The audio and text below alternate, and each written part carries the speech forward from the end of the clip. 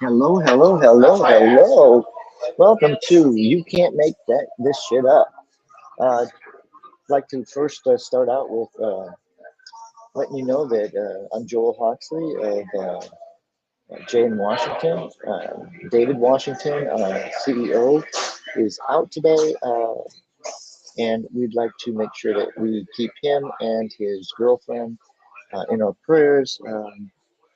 Daisy has his girlfriend has had a tragic tragedy in our family, and when you lose your sister at 55, it's a tough thing. So we send our love from Jay in Washington. We send our love from You Can't Make This Shit Up. We send our love from all of our subsidiaries. So just they're really special people, and we wouldn't be here doing this show without the strength of David Washington and what he's done for us. And we're going to move on. There's a lot to cover. Might not be as long as David and I with some good banter like we did last week. I truly saw some differences with David and myself. But that comes with the territory. We are from different parties, and that makes sense. So today I'm going to defend the governor and also try to see both sides, because with David not here, I still got to try to reach deep inside and get that liberal perspective. So again, this may not be it may not be my opinion, but it's going to be a general opinion for the liberal side. So we're going to get started right away. So the show is called You Can't Make This Shit Up. So what I want to start with is immigration. So if you're a border state, then most likely you have border patrol, you have the assets to protect your state from the illegal entry of citizens of another country.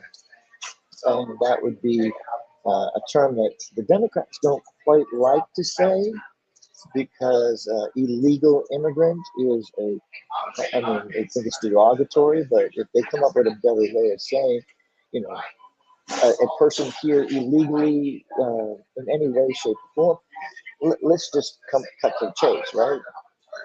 If you have to sneak in, then you sneak in, right? If you have to cross the border, you cross the border.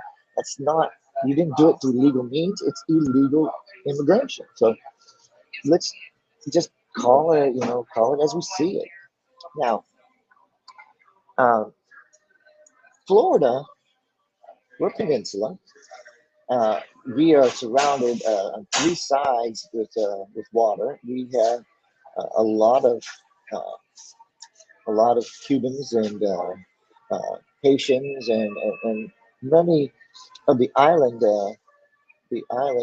countries will come in on our shores. So we do have border security.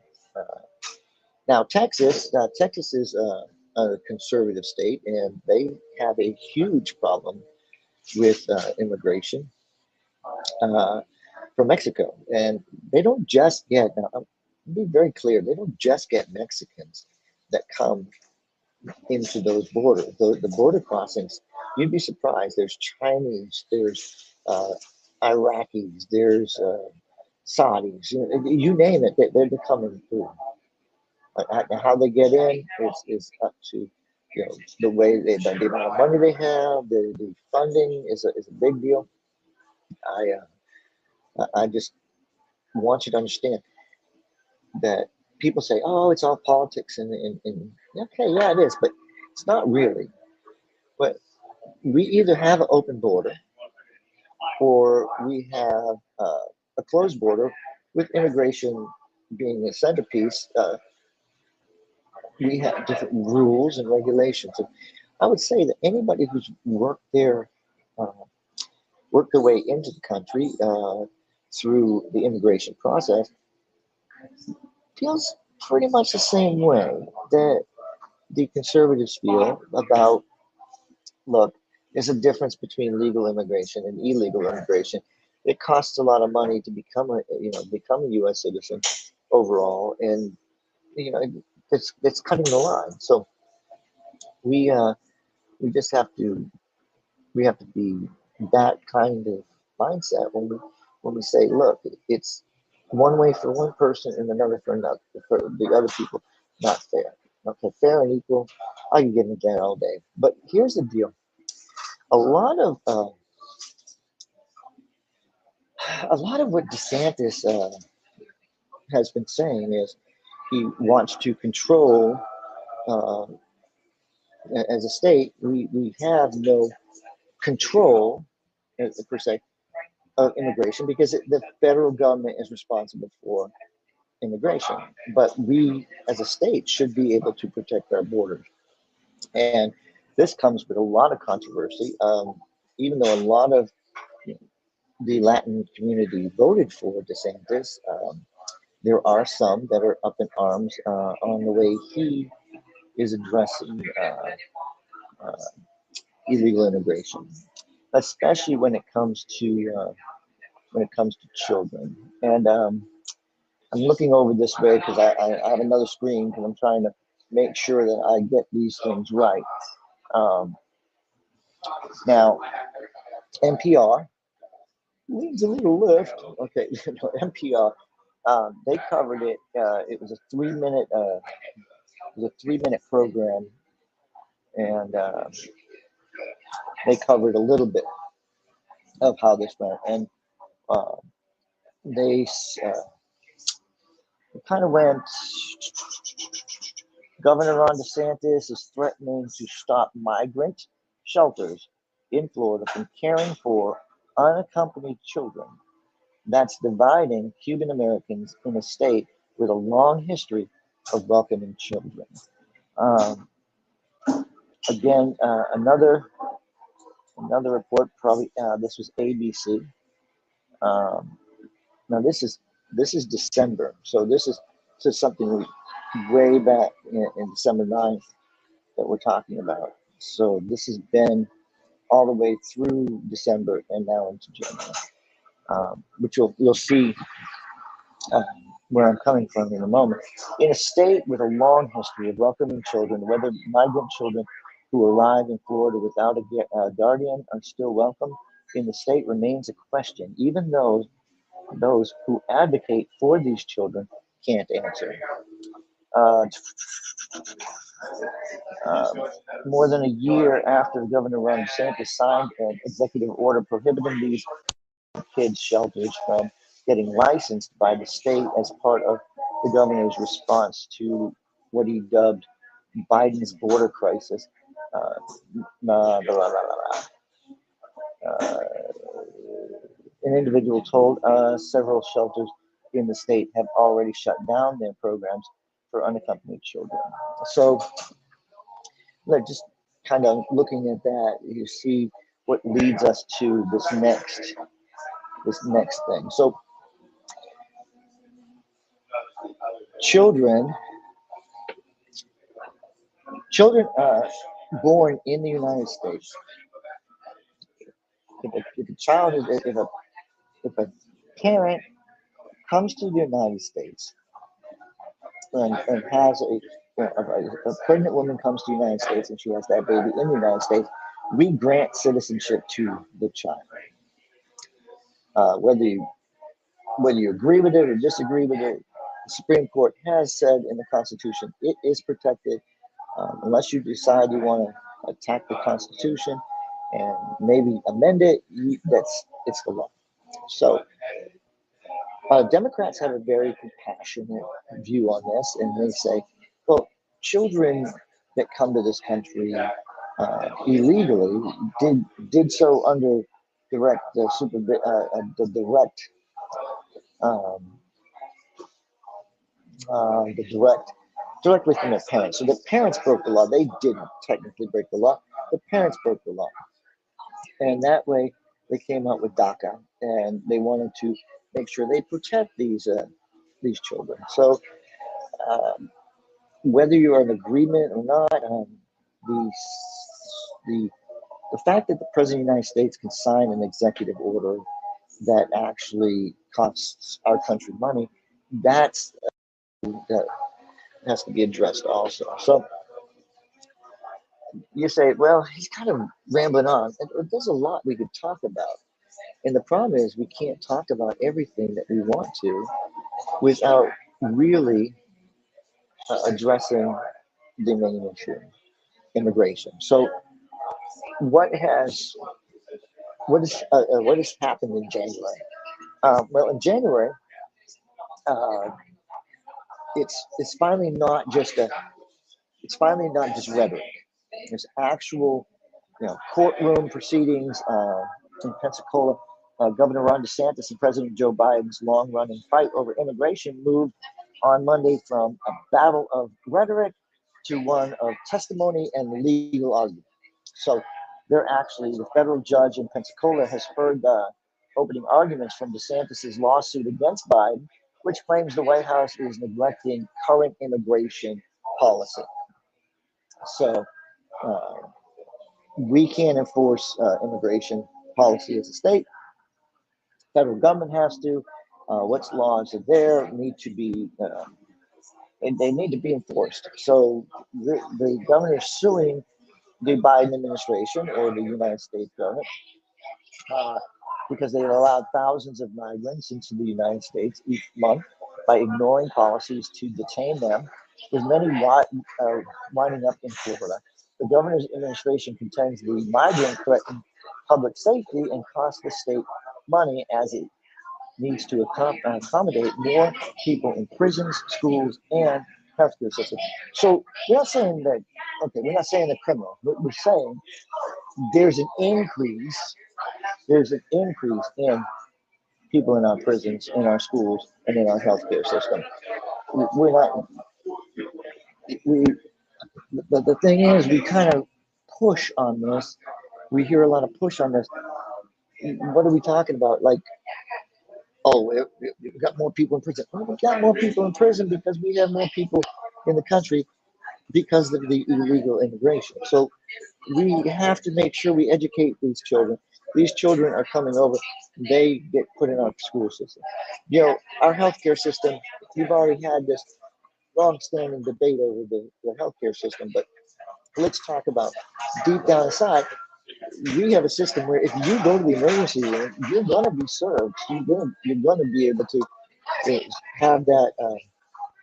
You're going to have that care, whether you have insurance or not. That's not. I'm not saying. I'm not making an argument here on the healthcare system. I'm just saying you will not be turned away in the United States from getting the care you need.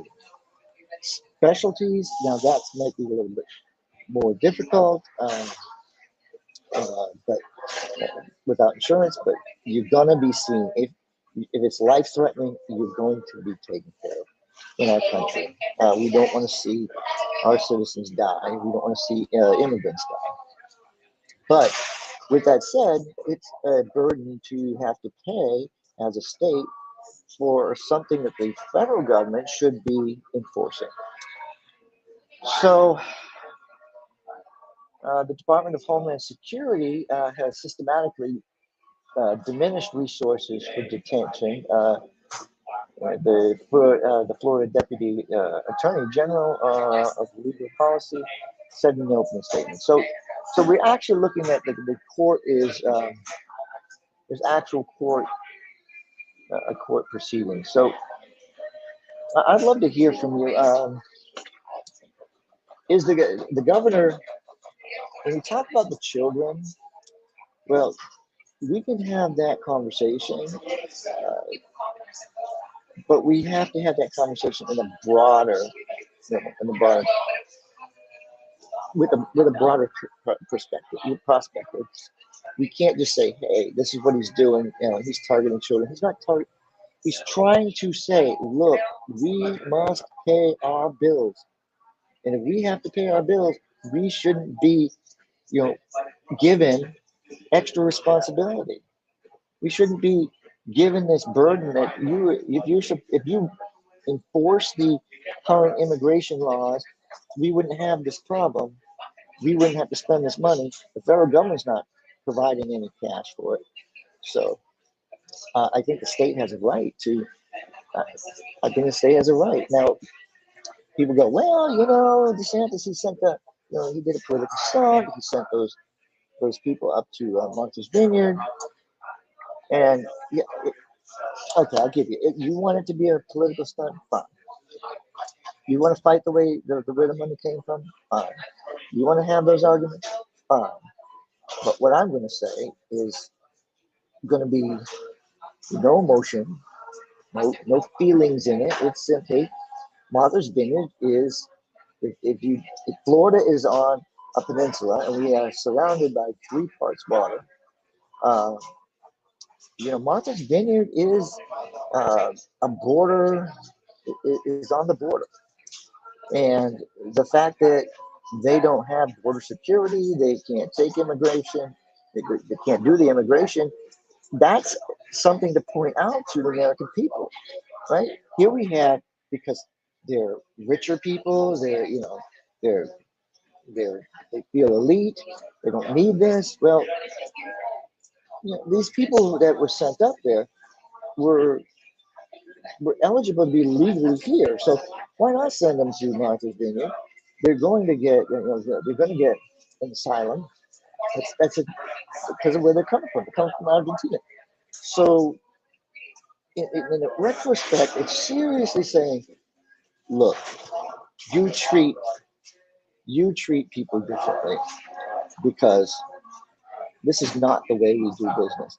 You don't have the capacity to take them, and we proved it by sending them up. And you are a border.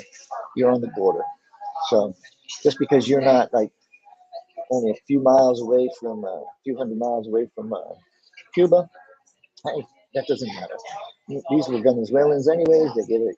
The president had already given them a temporary asylum. So that's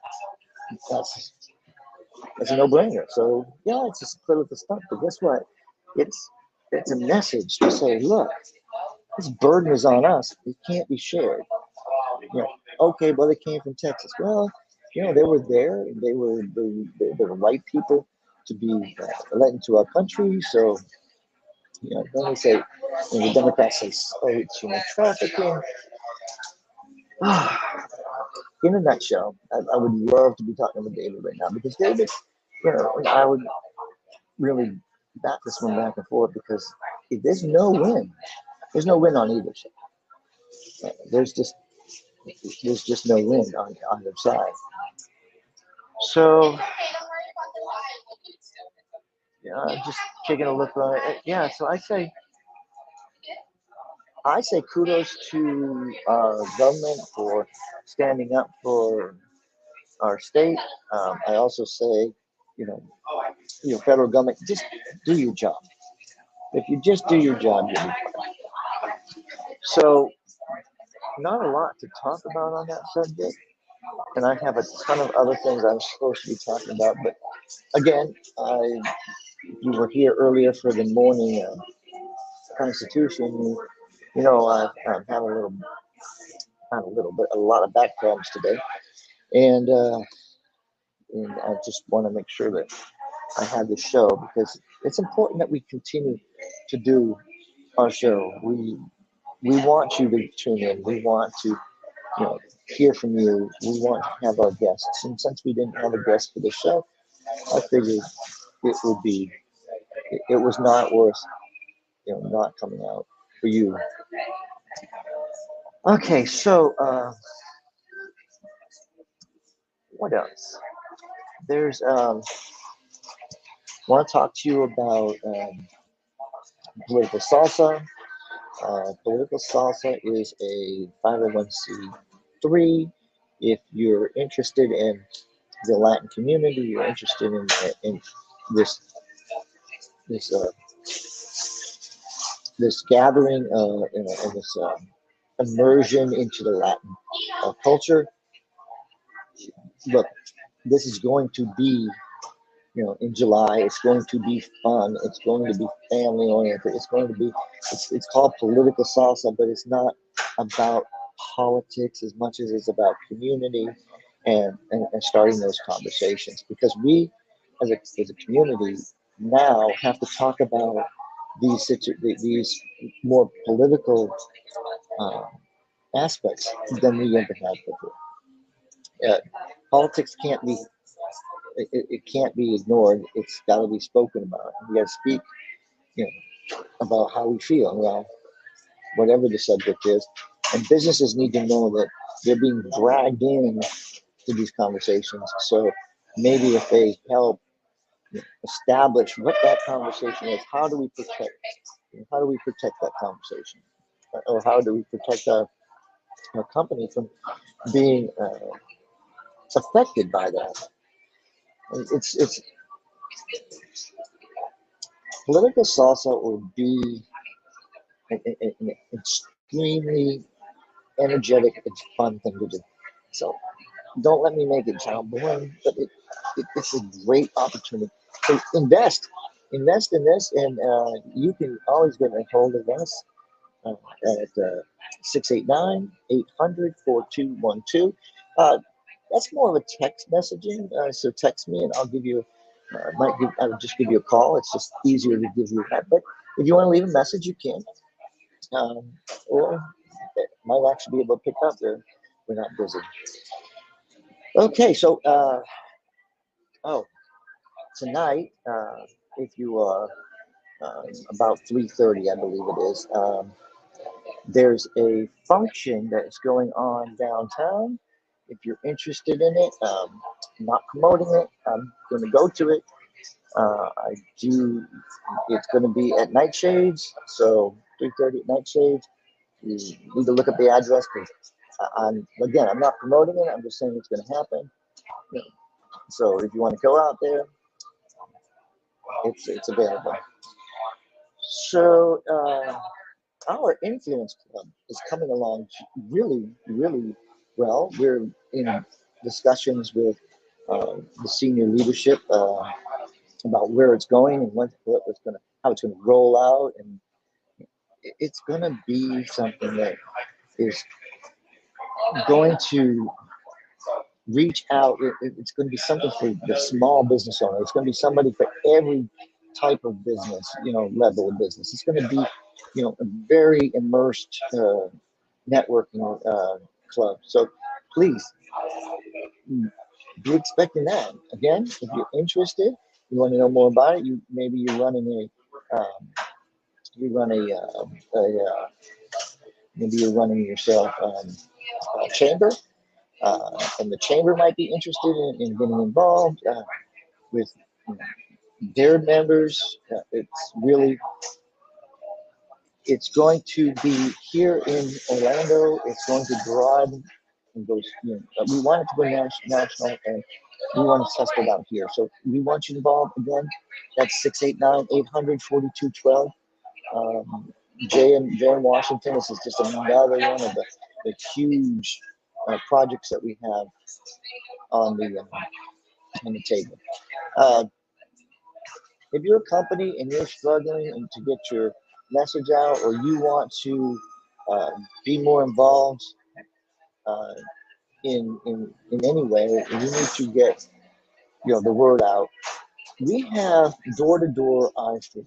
Door-to-door I-4 is an incredible opportunity for you to get your message out, because we canvass not only door to door, but through a digital canvassing also. So we're going to get your message into those homes that you're looking for. We're going to use our market data to specifically find and target those individuals that would be best for your company.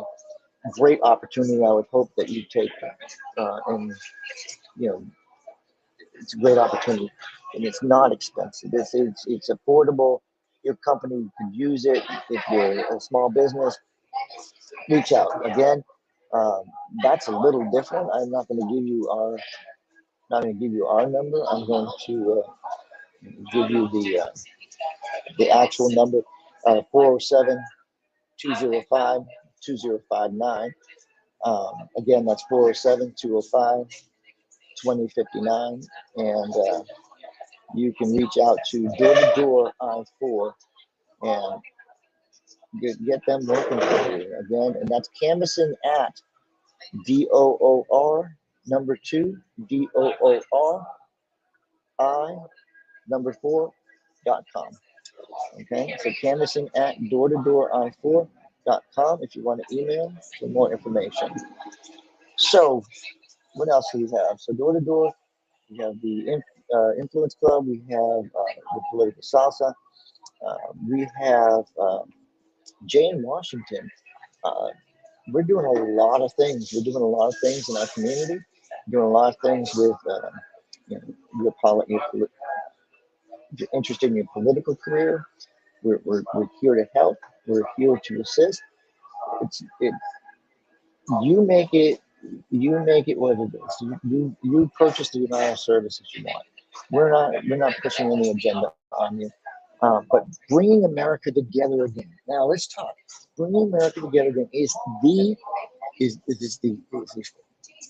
fundamental organization that we want you to be involved in. We want you to, as a Democrat, as a Republican, as an independent, we want to come together and we want to say, look, we can't continue with this rhetoric. We can't continue to keep fighting. We can't continue to be obstructionists. We have to get stuff done, and we can't be blaming the other side. We can't say, well, we have 100, we have 212 votes. They have two. You need 218.